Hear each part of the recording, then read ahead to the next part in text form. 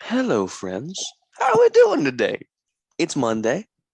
It's the first Monday after the first two rounds of college basketball. We are now in the Sweet 16. We had a wild weekend of golf that I was not a fan of watching, and upsets galore. We had old Dougie boy from St. Peter's. I'm jumping all around because it's a good weekend of sports, and this is what we're all about. Now, I You've think been Dougied. we've been Dougied. We've been taught how to Dougie. Ooh. Ooh, that's a good one. No, I might as well start out with homeboy Doug and the St. Peter's Peacocks and their magical run to the Sweet 16. Dude, we wrote them off before we even talked about the matchup. Kellen was like, all right, all in favor of the 2 seats, say aye, aye. And then Dougie was like, heck no, man. Freaking half goatee and this luscious stash and his beautiful hair. It's got in the way, man, and his shooting was stellar. But hey, congrats to the Peacocks. But I had no idea that the coach, I can't remember his name, was actually part of a Cinderella run by Seton Hall back in the day. Saw that. Next great coach apparently coming up. So congrats to the Peacocks. In all of our defense, and I just saw this yesterday because, again, I didn't know anything about St. Peter's. I read this team lost to Siena by 15 points a month ago. That they were a horrible team a month ago. And then they go out and beat Kentucky with Oscar Tshiebwe, who the media has dubbed the player of the year. I don't know what to say. I have many thoughts, so many thoughts. Because while I want to give St. Peter's all the credit in the world, it's a cool story. Big St. Peter's fan now moving forward against Purdue. Who knows, man? They just beat Tshiebwe. Why can't they beat everyone else? They play Texas Tech, I thought. They play No, Purdue. they do play Purdue. I'm an idiot. Purdue. Get off your high horse. Let me speak. Yeah, okay. Let me speak. Okay. But this leads to a larger point that I'm about to make. None of these teams are any good. None of these teams in this tournament are any good. Until last night's late games, the Duke-Michigan State game looked like good basketball. And then the late games last night looked like decent basketball. St. Peter's is a bad team. And they didn't win against Kentucky. While I'm glad they did, it wasn't because they played well. Kentucky played like dog crap. And maybe if this was a one-off, maybe they had a bad day. Look across the tournament. Richmond is a shit team. Iowa played like dog crap. You could go on it. Iowa State is a bad team. Wisconsin played like dog crap, and they won the Big Ten. Illinois played like dog crap. Houston played like dog crap. Kansas played like dog crap. Creighton's not a good team. Who in this tournament, guys, would win any tournament from previous iterations of March Madness? Who? What team? What team? Dude, I don't know what to tell you because I agree with everything you're saying. There has been no dominant performance whatsoever. And the key game that showed it, because you were talking about it with everybody here on the podcast, North Carolina and Baylor. North Carolina was routing the Bears. I mean, I was like, North Carolina should have been like a 3 seed by the way they were playing. All of a sudden, it's like a 4-point game. There's horrible fouls. You were talking to me about Jeremy Sochan. I didn't even see what happened or what was going on. And then Brady Mannix, okay, I get it. He probably hit the kid a little bit, but come on, man. I mean, he's going for a rebound. It didn't even look intentional at all. And then it's funny. I mean, we'll get into more of the other games, but even last night with the Notre Dame Texas Tech game, I have never seen flopping calls fouled. What was that? Dude. I've never seen that. Everything. Sorry, Kellen, I'm going to make another point here. Everything's bad. The refereeing's bad. That Baylor UNC game was awful. If you did not watch it, as Brandon said, Manic gets ejected. Kid is sitting on 26 points with 10 minutes to go. Carolina's in complete control. He gets ejected. Love gets ejected for Carolina because he fouls out. How any Baylor players didn't foul out is beyond me, because that whole comeback, they were mugging Carolina on every inbounds play, and yet Carolina would get called for ticky-tack fouls.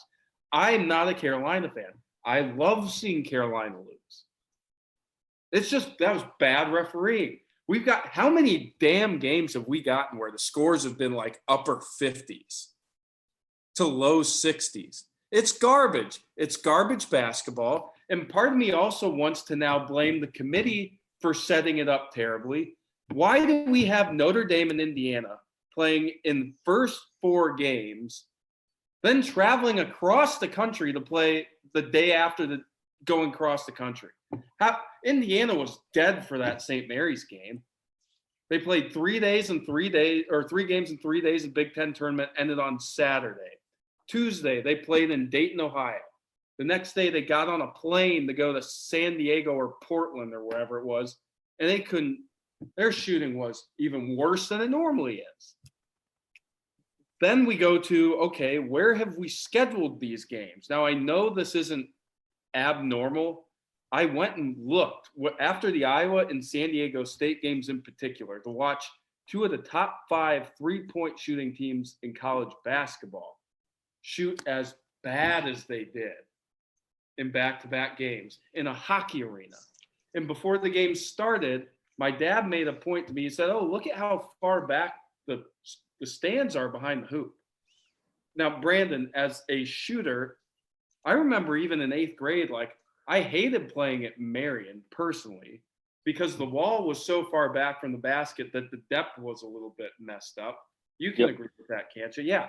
So you had Iowa and San Diego, or South Dakota State struggle. South Dakota State, I believe we talked about, was the number 1 3-point shooting team in the country. They averaged, what, 44.9.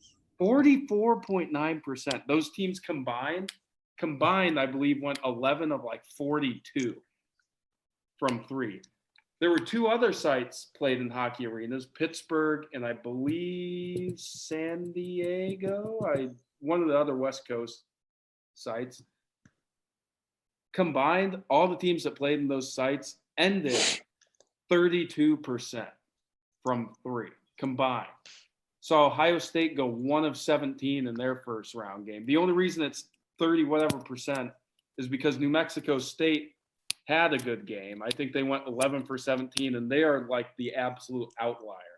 Why are we playing games in hockey arenas? We don't have convention centers like they do in Fort Worth or bigger NBA stadiums.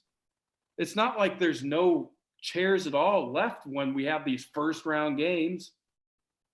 It doesn't make any sense. And then to Brandon's point, it's been coming out that lots of players don't like the basketballs this year in the tournament. Why'd we change them? Why'd you have to change it? There's so many things wrong with this tournament. I'm still going to watch because it's March Madness. But Jesus Christ, I have had no fun. I've had no fun watching this tournament. I might sound like a sour Iowa fan, but this has been horrible. Sorry. I stepped down from my soapbox. And Kellen, how do you plead? I don't even know what just happened. I feel like I lost like 7 years of my life listening to Alec right now. Sorry, people. Sorry. But I 100% agree with them on the point that there's no reason we should be playing in hockey arenas. You're telling me there's an NBA team who isn't on an away stretch that you could play at? That you couldn't pick another college basketball arena of the hundreds that are out there? Because not only is it not built to be a basketball arena, I'm assuming it's probably a little colder in there than it is in a normal gym, which is going to throw you off a little bit. And Alec, you mentioned how it affected just those teams that played in the hockey arenas and how it just in general teams sucked, which has to be a testament to the basketballs. Because you have teams who are used to playing with the NCAA regulation basketball all year. And all these teams who are at least who count on making their 3-point shots to win games suddenly can't make one. Jordan Bohannon suddenly just can't shoot to save his life. Now, sometimes it happens in March, and I will give him that, but to the severity that it happened this year is unacceptable, and frankly, feels like there's some tampering going on in the upper echelon of college sports. Well, it makes you think too. Next year, I'm for sure diving into every single arena that these games are played in. Where, when, what the hell the ball is, what the analytics might say. And again, I'm not trying to defend and make an excuse for Iowa losing. They played like garbage. I'm just saying when they lost after the way South Dakota State lost, I started really paying attention. And you can't have everybody suck at doing the same thing and, have it just be coincidence. I did not think Iowa was going to win the championship. I didn't think they were going to the Final Four until Kellen made me, and I was so hyped and I just wanted them to do it. They're not that team, but man, I just want to see good basketball at the end of the day. At the end of the day, I just want to see good basketball. Like, it's funny you mentioned, because after watching South Dakota State lose the way they did, because I thought South Dakota State played well the entire game until like the last 5-6 minutes. The final score was 66-57. Iowa loses to Richmond just by 4, but then Richmond doesn't show up at all against Providence. I mean, they looked awful. And then I don't know. It's been weird because the teams that will win, that shouldn't have won the first game, get absolutely pummeled the next game. It just doesn't make any sense. And the only first team All-American left in this tournament is Obaji for Kansas. So again, I just don't know what we say about the talent out there this year. Great talent, but comparatively to past years, I mean, how good is it if, Keegan Murray, you can't lead your team to a win, even if you aren't shooting good? Have Kofi Coburn go out in the second round looking like garbage. Johnny Davis. We said it before the damn tournament started. We all thought he was overrated. I don't know. Well, you know what's just made this a horrible experience? Was that three games on the podcast? I said Iowa State was going to beat Wisconsin. I said Murray State would beat Kentucky because I did not trust Kentucky's guard play. And I said that I believed Arkansas would beat Vermont. But on my bracket, I did not change it. So all 3 games that I stated on here that ended up becoming true faltered so hard. And I cannot tell you how I was like, oh my gosh, Iowa State won, just to look at my bracket and find I didn't choose them. It was a dark day. But I'm so happy I called that game because I knew Iowa State was going to lock them down. I knew Isaiah Brockington would play at least decent enough ball for the offense to stay good the entire game. So to kind of like recap everything, just to kind of get your guys' input, what was your, I guess, despite all the negativity, what was your favorite game to watch over the last 4 days? Duke, Michigan State. That was a big game where I thought there was good basketball played. Both teams playing hard. You could almost see, I don't know what you guys thought, but, going into the tournament, how many people were saying, man, and I think we said it too, Duke has just faltered in their big moments so far this year, and our confidence isn't as high. It almost looks like they finally realized the moment they're in, and they really don't want to be the team that's let Coach K down. That was good basketball because Michigan State came out with their A game. I think that's as good as they could play. We talked about it. They're not like the elite state teams of the past, but I loved that game. So that's what I'll choose. Kellen? Well, just to be different from Alec, because I also think the Duke Michigan State game was a great game. I'm going to say Houston, Illinois. I don't know why. I watched that game through its entirety and enjoyed every minute of it, mainly because I love the way Houston plays, and I like the way they decided to play blanking on his name right now. Cockburn. Cockburn. It's like the way they approached attacking his offensive style. I know it's Coburn, but it's spelled Cockburn in the same way. It's Brett Favre, not Brett Favre. You know what? Illinois against Chattanooga, I told you guys to watch out for that game. Chattanooga played a hell of a game. I thought they should have won it, but it's whatever. My game that I loved watching was the game that I actually was looking forward to was Gonzaga and Memphis. I was really looking forward to Jalen Duren and the big boys down low. They completely shut down Holmgren. I mean, that was Timmy's game. He completely took it over. I gave a lot of credit to Drew Timme, but I think that was my favorite game to watch just because I knew it was going to be a grind for Gonzaga to get some points. They still put up 82, but Memphis hung in there with them. That was a lot of fun to watch. There was a lot of skill out there. That was a good game, Brandon. I thought that was played well. To your Illinois-Chattanooga point, though, yeah, the final score in the ending's exciting, but it was 54-53. I just, that's like the overarching point I'm trying to make. In the past, we've had these games, like one of my favorite games, even though I was cheering for Purdue, was when Arkansas Little Rock beat them a couple years back, I believe 2016 or so. Purdue had a great team. Little Rock played a great game where you're sitting there looking at your bracket thinking, oh, damn, okay, maybe they can make a run. Or when Georgia State beat who'd they beat? Was it Auburn, Michigan State, one of those teams, or Middle Tennessee State? Middle Tennessee State beat Michigan State, yeah. Yeah. That was a team where you looked at how they played and you're like, holy smokes. This wasn't because, Michigan State struggled. They were playing their best ball. And Middle Tennessee State came in and played an A++ game. I just think we've had it to where the upsets have been because the teams have been just playing like shit. Yeah, they have beaten themselves. Yeah, I think it's just been bad basketball, which, again, credit to the teams that have won. I don't want to take anything away from those teams. They have pieces of their own. I thought Richmond's guard was super fun to watch. Great. Gilliard or something like that. But yeah, I don't know. I agree with your picks there, though.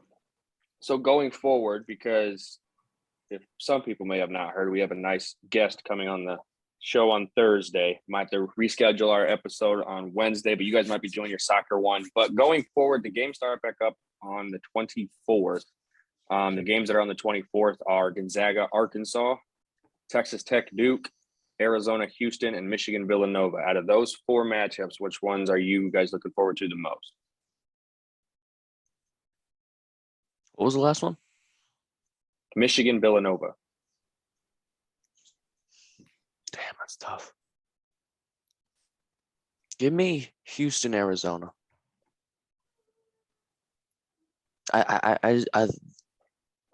Kelvin Sampson is a fantastic head coach, and I think I picked Arizona. And I'm gonna tell you right now, I am very fearful that Houston could beat Arizona, because I mean the score was close against Illinois, but they played a lot higher than a 5 seed. Kelvin Sampson's also a damn good cheater. Hey, winners cheat sometimes, Alec. I do think that has the making to be the tightest game. That feels like a game that's going to come down to a shot. Brandon, I think you were the one who was kind of high on Houston before this started, correct? And I was the one I was, just because of their fast-paced tempo, and I think it matches up perfectly with Arizona, dude. Okay, maybe Kellen, if you were too, I'm sorry.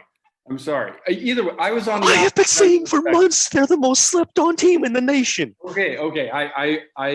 I'm listening. I'm hearing you. I just thought from how bad they had done against good teams, I wasn't picking them. I'll take that back. They're looking really good. The game I'm most excited to watch is the national championship rematch of Michigan and Villanova.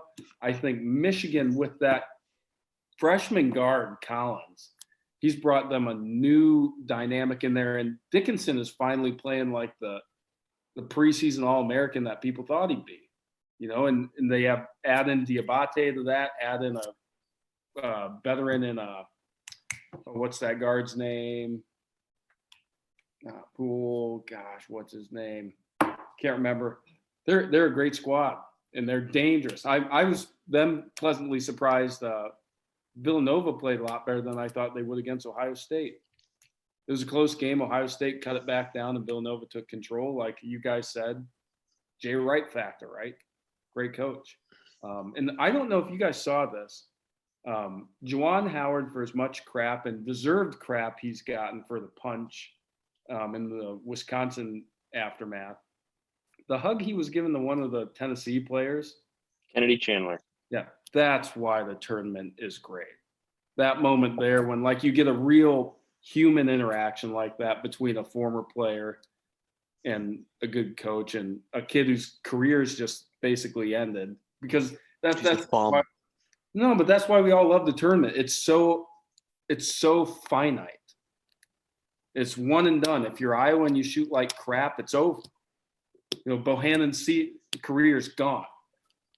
Tennessee's done after how hot they had been. It's just done like that. And I thought that was really great to see from Juwan Howard. So I'm looking forward to that Michigan Villanova game.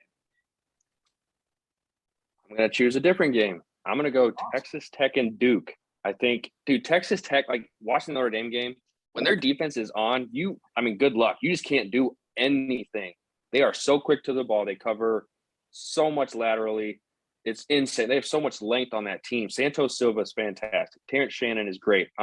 Adonis Air is great. Even that McCullers Jr., they're super athletic. Even their 5 acts like a point guard at times. They're great defensively, which I think will be a nightmare for Duke.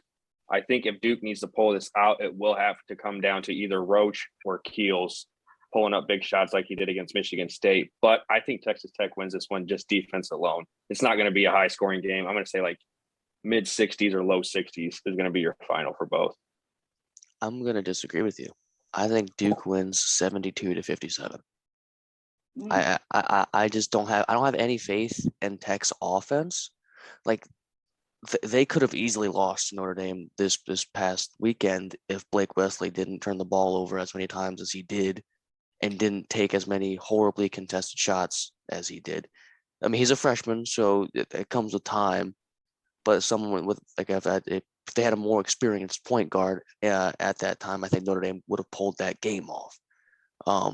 They haven't shown me anything crazy in March Madness to make me think they can beat Duke, especially after Duke decided to actually play championship-type basketball against Michigan State, especially in the last 2 minutes.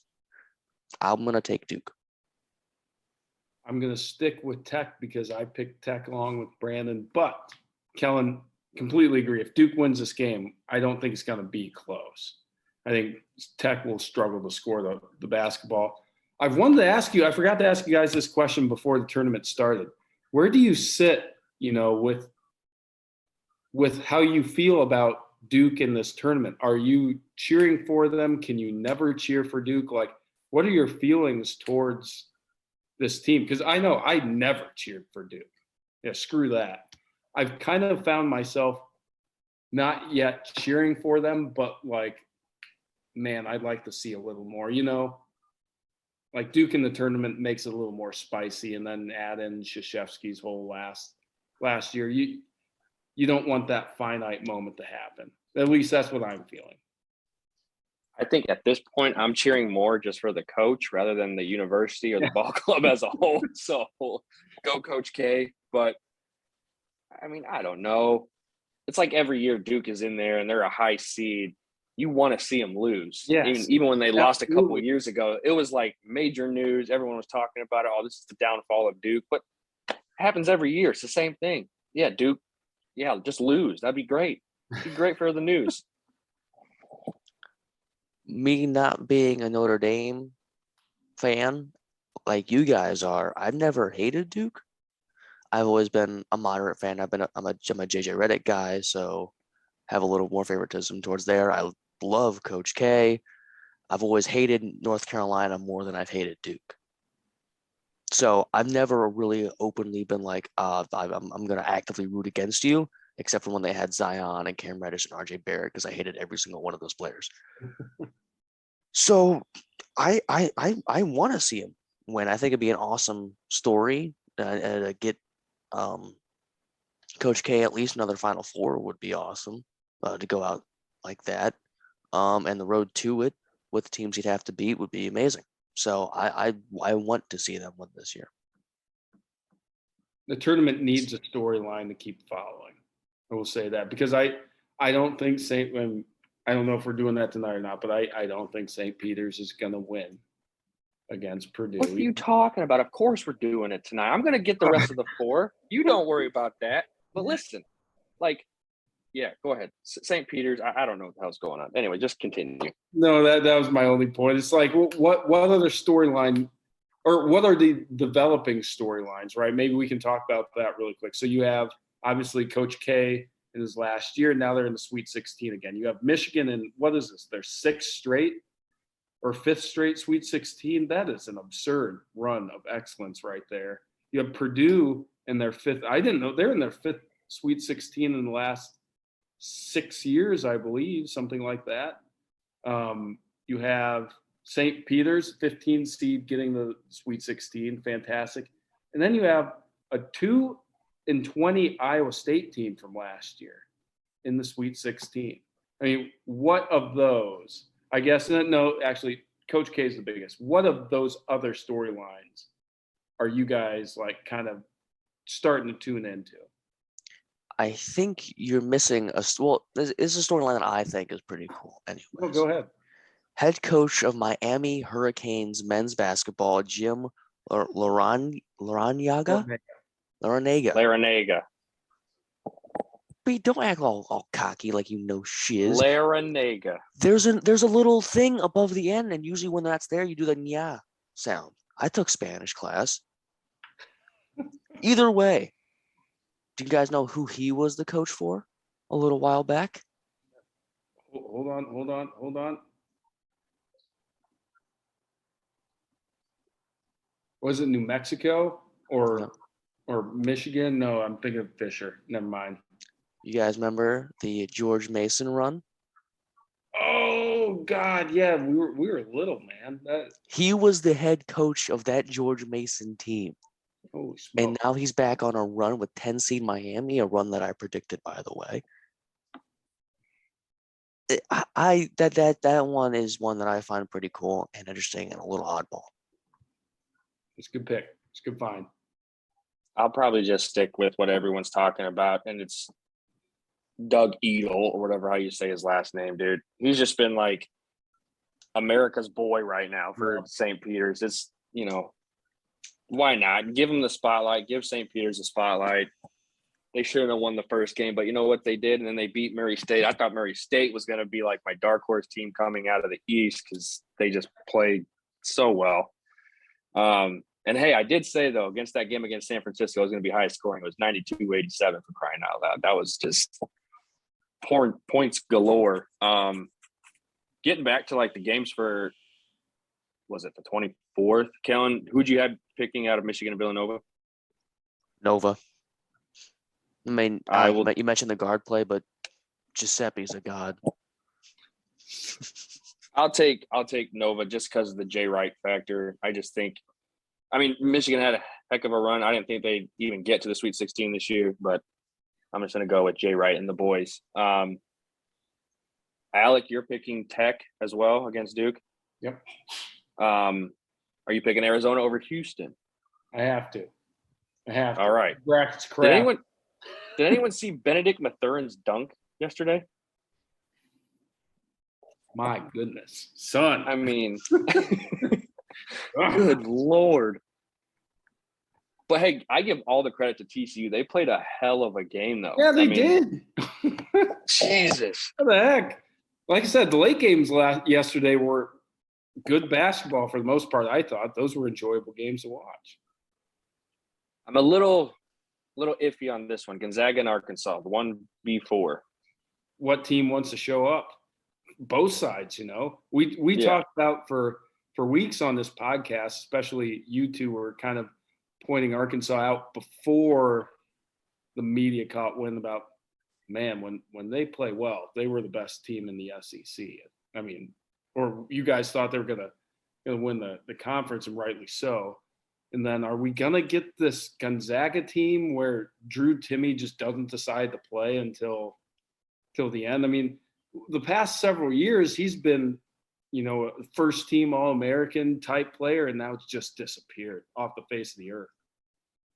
And then he popped up late against Memphis, and they win. So I have no idea what to say. I think I had UConn winning against Gonzaga anyway, so I'm going to take Gonzaga this time around. I like Mark Few, so we'll see.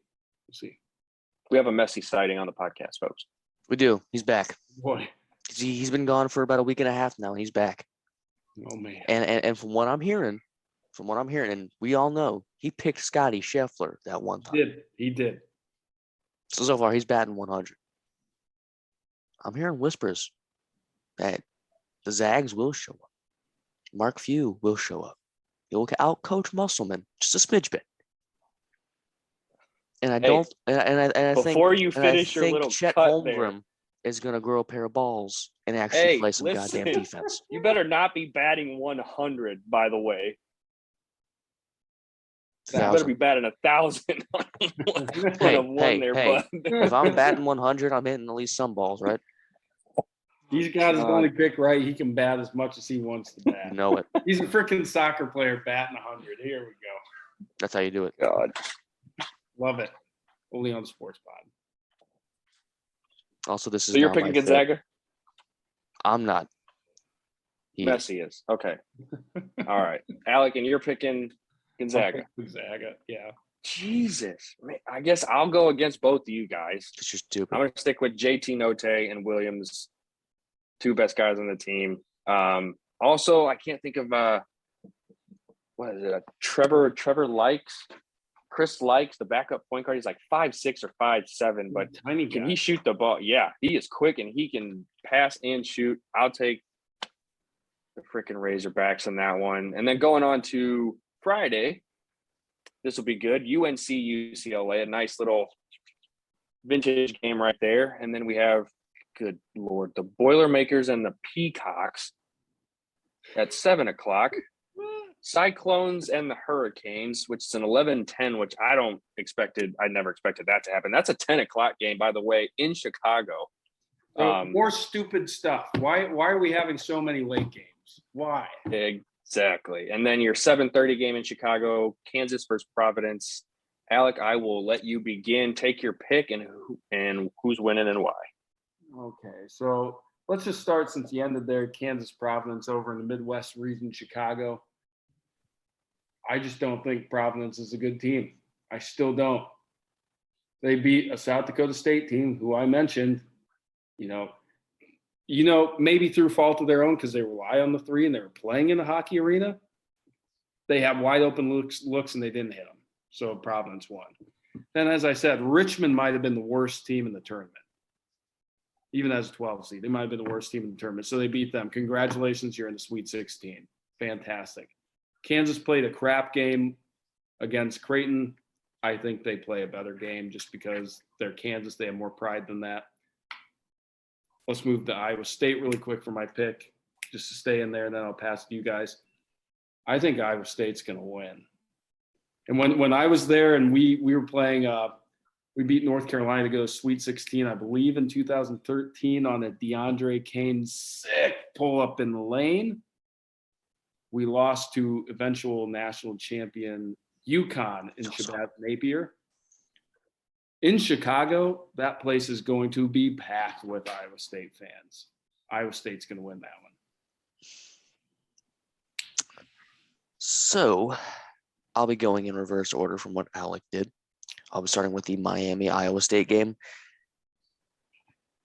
Only reason I thought Iowa State was going to get past Wisconsin is because, one, I don't trust Wisconsin whatsoever. Two, Iowa State, I knew were going to play great defense. And three, Iowa State's only means of offense is usually Isaiah Brockington. Isaiah Brockington had played against Wisconsin for 4 years. That was my only reasoning as why Iowa State would win, and they won. Now you're playing against a Miami team whose head coach led George Mason a few decades back. And then you have some pretty solid guard play, and they're a team that I don't believe should be as low as a 10 seed, but they were. Now, granted, they got to play some pretty easy opponents in Auburn and whoever the hell they played in the first round. I don't remember because I didn't even think about it. USC. Oh, Jesus Christ. I'm going to take the Hurricanes in this game just because we've seen Iowa State falter in some big games here where they'll just get blown out and they'll only score like 36 points. So the fact that Miami doesn't need to score a whole lot to win this game, I'm thinking Hurricanes. Kansas Providence, what do you got, Kellen? Oh, crap. I forgot about that. Oh, okay. So the other one was not a messy pick. This one will be a messy pick. I'm getting a general vibe here. I've been high on them all year, and Messi's joining me in the clouds. We're gonna go with the Friars. They shoot threes, lights out. Their head coach seems like a pretty cool dude, and I don't like Kansas. Bill Self, I freaking hate you so much. Fair. On the same train. All right. Well, I'll start with the Kansas Providence game. I'm going to say Kansas rolls in this one after a sloppy performance against the Blue Jays or whatever it is, Creighton Blue Jays. Mm-hmm. I think this is the game where McCormick, their center, has a huge game, double-double, like 25 plus points and like 13 rebounds. And Baji has a decent game, but I think it's going to come down to the big man down below. I've never seen him play that bad against a very inferior team, but it happens in the tournament. And I want to move on to this freaking Miami-Iowa State game because I'm picking the Cyclones because after going back and seeing the stats from Miami against Auburn, Auburn shot 19% from three. 19% from three. They were 5 of 26, and they shot 30. They shot 30% from the field, which is once again in relations to Alex's point of shit's been happening during the tournament. Like Auburn has never played this poorly and shot that bad before, ever. Miami shoots 48.5, but they only shoot 20% from deep. I mean, it's obviously not a 3-point shooting tournament, obviously, this year. But I'm going to go with the Cyclones just because of defensively. I watched them. They looked really good against Wisconsin, and their defense stepped up. And Alec, you have been preaching the Cyclones defense like all year. I think it continues. Cyclones going on. Might have to sneak in for that Elite Eight game to see the Cyclones play the Jayhawks. The only stat that matters for Miami is that one. Is the W. Okay, if Auburn shot that poorly last night, that's for a reason. It's probably because they were an inferior team. Iowa State shoots horribly most nights. So But they do, and we also mentioned because before the tournament started, I made a point, and you guys were on the same boat. Iowa State is going to give people problems with their brackets and give teams problems because they just get after you with their two guards. Brockington, like Kellen said, Penn State transfer is really their only consistent source of offense, but they have players in Gabe Kelscher who did have a good game against Wisconsin. Ironically, another Big Ten player. He went to Minnesota for years. He's a player that we named before the tournament. If he gets hot because he's streaky, that's the guy that's going to lead him to wins. Is he going to stay hot? I don't know, but his career would say that he would. The crazy stat about Iowa State is this is how good their defense is, folks. And to Kellen's point, sometimes it doesn't matter because their offense can just leave the building. They turn people over at a rate of over 20%. Over 20% of the time they are forcing a turnover during a game. That is an outrageous number. That's a stupid number. I don't know how to quantify that. It's got to be close to some kind of record that they're just always on the ball like that. Wisconsin was the leading turnover margin team in the Big Ten too, I believe. And they had damn near 20 turnovers. So I think they're going to be able to get into Miami's athletic guards. As Kellen said, it's just a matter of if they're going to score. But, man, if you get a Kansas-Iowa State Elite Eight game, that place is going to burn down. It will literally burn down, folks. Huge rivalry game. Huge. All right, boys, before we get to, like, the classic game, we're going to start off with Peacocks and Boilermakers on Friday. I mean, are we just going to write them off again? Are we just going to be like, you know, Boilermakers win by like 30 because the run just stops here? I'm writing you off again. The Boilermakers are winning this game by 25, 30 points. I would not be surprised. Jaden Ivey will have himself a game, or maybe it's – okay, before I continue that, Travion Williams had a great game, fantastic game against Texas. If he does that, this team has no reason to not make the national championship this year. No reason at all. Boilermakers, by the way. Give me the Cocks. You need a mustache to say that on a podcast, folks. Doug, I want them Adele. Cocks, bro. I want them Cocks. All right, well, Look, carried away with what is something, Alec? What's something that we've said for the past month and a half? Edie and Travion Williams, if they're facing people who are just not as physically gifted, get fouls drawn on them way too much. Like they'll do a basic post move, and because they're so freaking big, and they'll just muscle someone out, and the ref will think that's a foul, and then in the first half, Edie has like 4 fouls. That's exactly why Purdue's not going to win this game. They're going to get in foul trouble very early on. And homeboy Dougie McBuckets 2.0 is about to drop 45 points. He's going to have to. With 20 assists, all of them being alley-oops to whoever else is on that team. I can't think of any other name. Give me the Cocks. The Blue Cocks. 15 seed. This isn't the first time 15 seeds reached the second round, is it? No, FGCU. Oh, yes, that's right. No one's reached the third round, though, correct? I mean, the Elite Eight. No. Okay. The Cocks will be the first to do it. Sorry for all of our listeners that we're throwing, you know, Cocks. that stuff at you. But, hey, it's all good. I'm actually looking forward to this. I think out of all the games, Thursday and Friday, even Texas Tech, Duke, Michigan, Villanova, this will probably be my favorite one to watch. Tar Heels, Bruins, Friday, 9:40, by the way, another late game. Fuck you, NCAA. Why? Just why? I wanna sleep. Dude, I'm telling you, I think Brady Manick after that Tech is going to come out shooting lights out. I think the Tar Heels put up another 90-plus points in this game and roll on to the Elite Eight. It's stupid. The thing you don't want to see in tournaments is injuries. I had UCLA go into the Final Four out of this region because I thought they'd be able to match up well with UNC for the reasons Baylor couldn't. Jaquez isn't playing in the game. He's hurt. It's over. Like it right there. If UCLA wins, I will be shocked. I'd be absolutely shocked.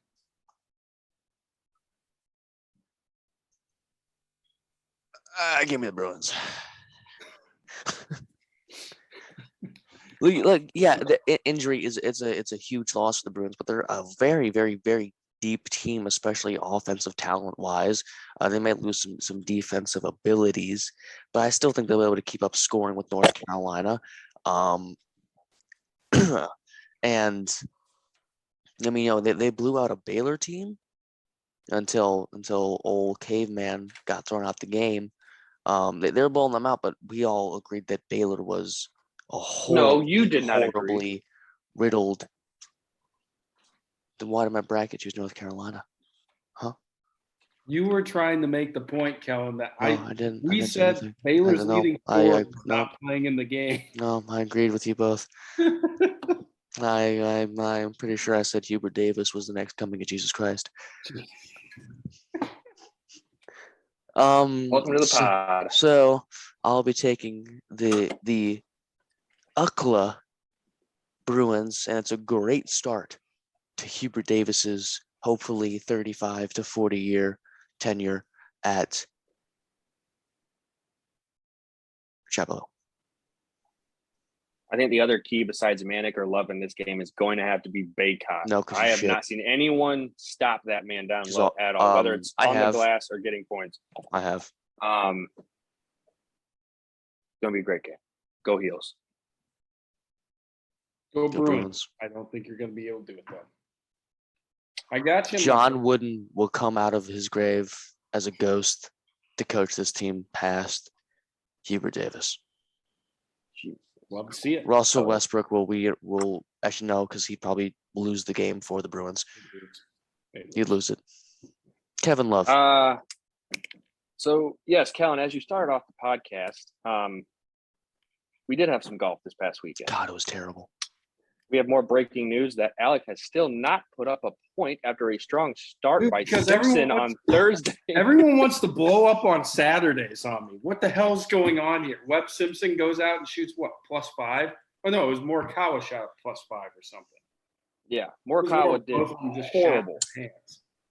Kellen's pick, Hickok, was actually in the top 5 for a couple of days, and then he just, said, you know what, I'll just shoot a +6 on Sunday. He was like, I know Kellen picked me, but we got to keep this race close. Okay, I can't get first place. I'm gonna have to throw this one.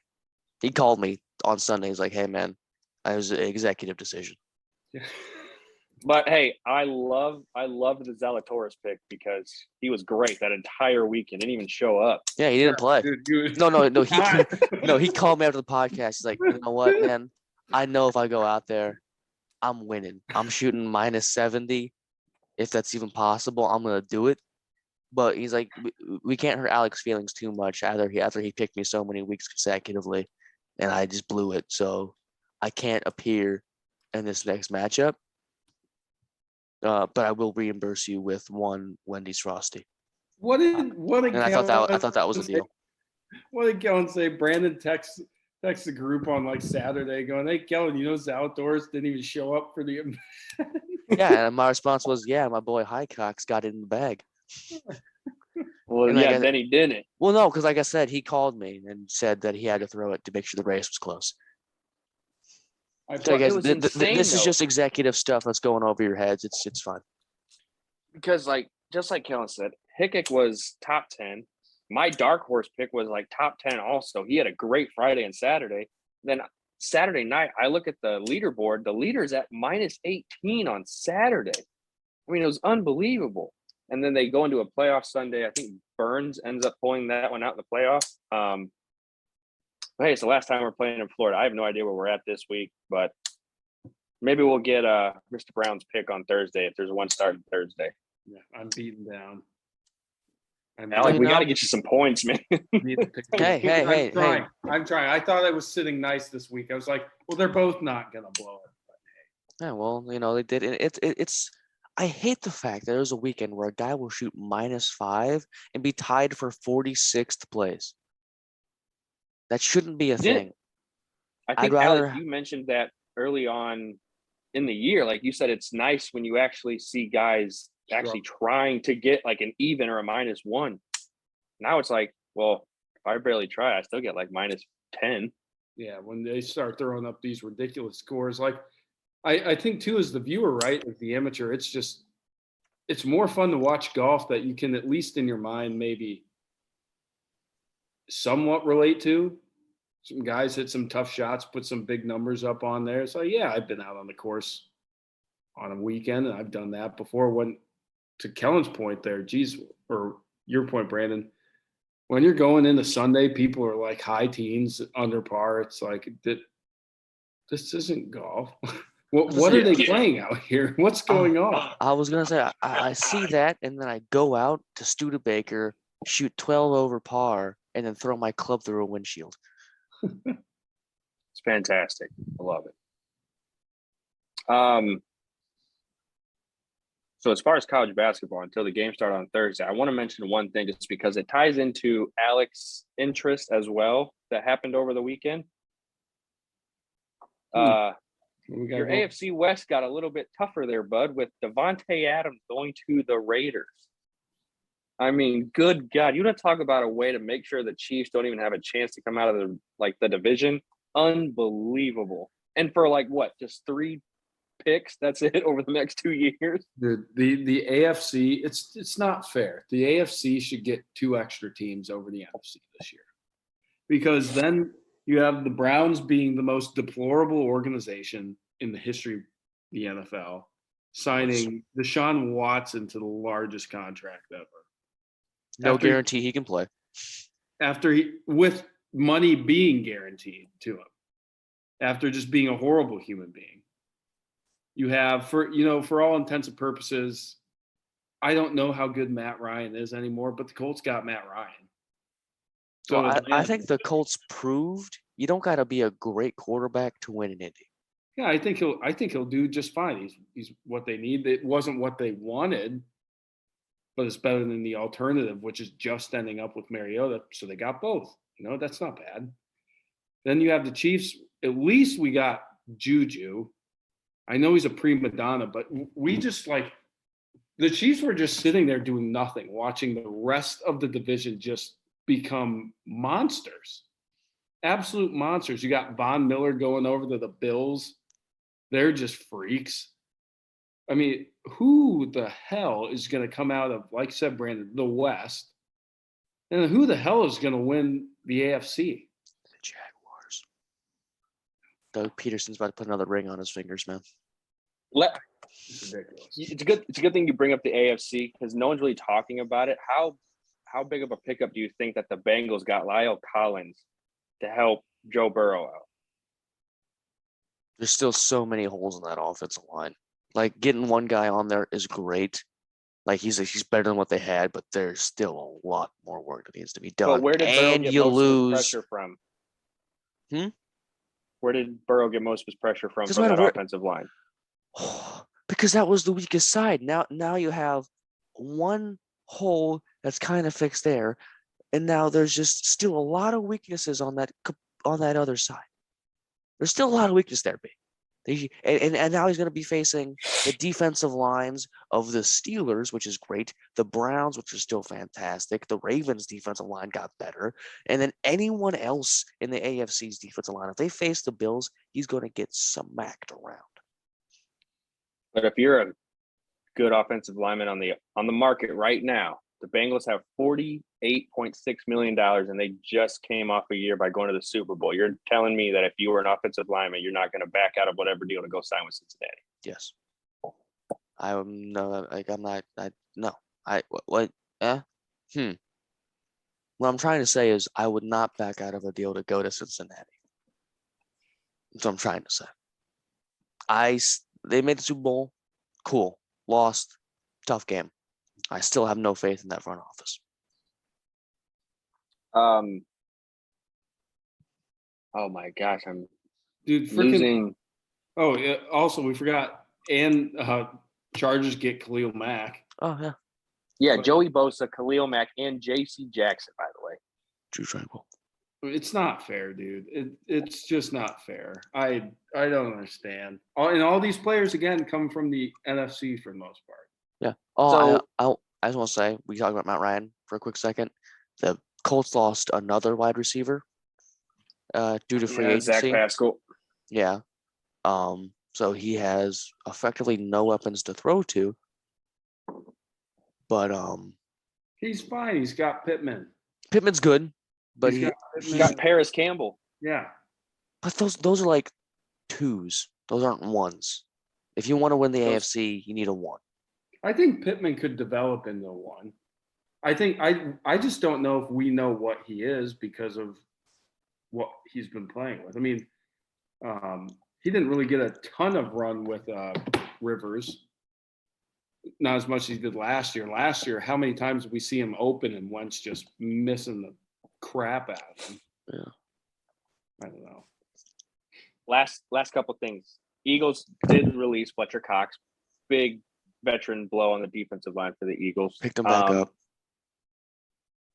The Eagles picked him back up. Yeah. Did they really? They released him and just signed him back? Yeah, it was to get a friendlier contract for the team. That's a dick move. I don't know how it's a dick move. It's not a dick move for me. I love it. You guys remember the question I had for you guys? I think it was either midway through the season or towards the end. When I asked, is Baker Mayfield coming back to Cleveland? I think all of our answers were no. And the dude had the balls to say to the organization, I want to play for Indy. You don't have that right now, Baker. No one likes you there. No one likes you anywhere. You don't get to call the shots at this point. We're going to trade you for a 7th round draft pick, and you get to play for a CFL team. Thank you very much. Yeah, seriously. I mean, could he end up in somewhere, say, like Seattle for super cheap? Sure. Dude, a team's going to give like nothing, like a 5th and 6th round pick for Baker Mayfield. If that. I thought the Indy rumors were ridiculous because, again, speaking to inside sources, that organization only signs character people. Baker Mayfield is not one of those guys. So that was just ridiculous. Last NFL question for both of you guys, mainly for Alec. Which one are you most scared of? Max Crosby, Chandler Jones, Joey Bosa, Khalil Mack? Or who's the other one? I can't even think of the other one. Doesn't matter. All of them. Literally all of them. They're all frightful, but in a range of most to least. I think the least is Max Crosby and Chandler Jones, because Chandler Jones' stats are kind of inflated from last year because he had that one game where he had 5 sacks against the Titans and then just didn't do anything the rest of the year. And Max Crosby is indeed fantastic, and I love that dude. And you know who else is on that defensive line? The Penn Stater himself. He's also gay, so good, nice, good for you. But Brandon, you phrased that question wrong. You should have said, "Who should Patrick Mahomes be more scared of?"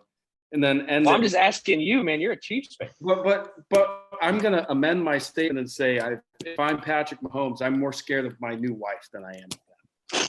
Yeah, that's probably the number one thing to be scared of.